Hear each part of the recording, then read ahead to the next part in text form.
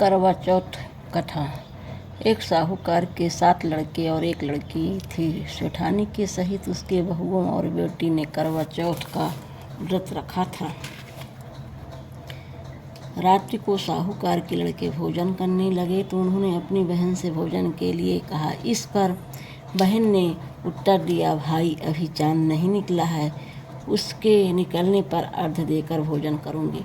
बहन की बात सुनकर भाइयों ने क्या काम किया कि नगर से बाहर जाकर अग्नि जला दी और छलनी से जाकर उसमें से प्रकाश दिखाते हुए उन्होंने बहन से कहा, बहन चांद निकल आया है, अर्घ देकर भोजन जीम लो। यह सुन उसने अपनी भाइयों से कहा कि आओ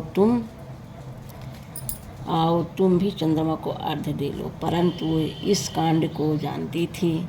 उन्होंने कहा, बहन जी अभी चांद नहीं निकला है, तेरे भाई तेरे से धोखा करते हुए अग्नि की प्रकाश छलनी से देखा रहे हैं।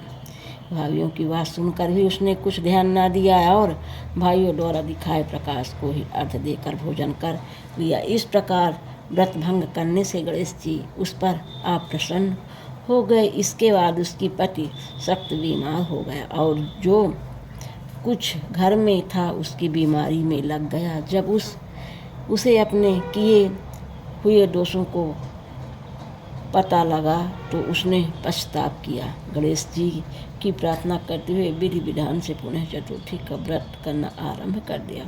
श्रद्धानुसार सबका आदर करते हुए सबसे आशीर्वाद ग्रहण करने में ही मन को लगा दिया। इस प्रकार उसके श्रद्धा भक्ति सहित कर्म को देखकर भगवान गणेश उस पर प्रसन्न हो गए और उसके पति को जीवन दान देकर उसे आरोग्य करने का पश्चाताप धन संपत्ति से युक्त कर दिया। इस प्रकार जो कोई छल कपट को त्याग कर श्रद्धा भक्ति से चतुर्थी का व्रत करेंगे वो सब प्रकार से सुखी होते हुए क्लेश से मुक्त हो जाएंगे। गणेश जी विनायक जी की कहानी है। एक अंधी बुढ़िया थी जिसका एक लड़का और लड़के की बहू थी। वह बहुत गरीब थी। वह अंधी बुढ़िया नित्य प्रति गणेश जी की पूजा किया करती थी।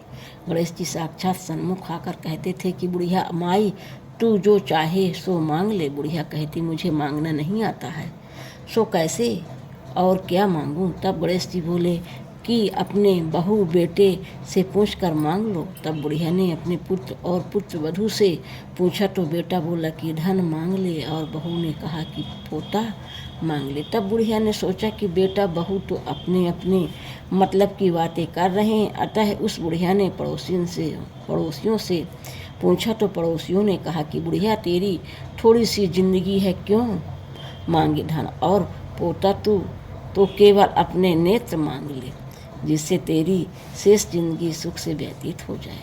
उस बुढ़िया ने बेटे और बहू तथा पड़ोसियों की बात सुनकर घर में जाकर सोचा जिससे बेटा बहू और मेरा सबका ही भला हो वह भी मांग लूँ और अपने मतलब की चीज़ भी मांग लूँ। जब दूसरे दिन श्री गणेश आए और बोले, बोल बुढ़िया क्या मांगती है, हमारा वचन है जो तू मांगेगी सो ही पाएगी। गणेश जी का वचन सुनकर बुढ़िया बोली, हे गणेश राज, यदि आप मुझ पर प्रसन्न हैं तो मुझे 9 करोड़ की माया दे, निरोगी काया दे, अमर सुहाग दे, आँखों में प्रकाश दे, नाती पोता दे और समस्त परिवार को सुख दे और अंत में मोक्ष दे। बुढ़िया की बातें सुनकर गणेश जी बोले, बुढ़िया माँ तू तो मुझे ठग लिया।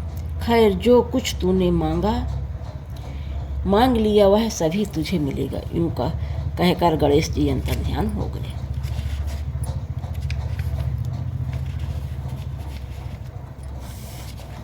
हे गणेश जी, जैसे बुढ़िया माँ को मांगे अनुसार आपने सब कुछ दिया है वैसे ही सबको देना है और हमको भी दे देने की कृपा करना। करवा चौथ के उजमान करने के लिए एक थाली में 13 जगह 4 पूड़ी और थोड़ा सा सीरा रख ले। उसके ऊपर एक साड़ी ब्लाउज और रुपए जितना चाहे रख ले।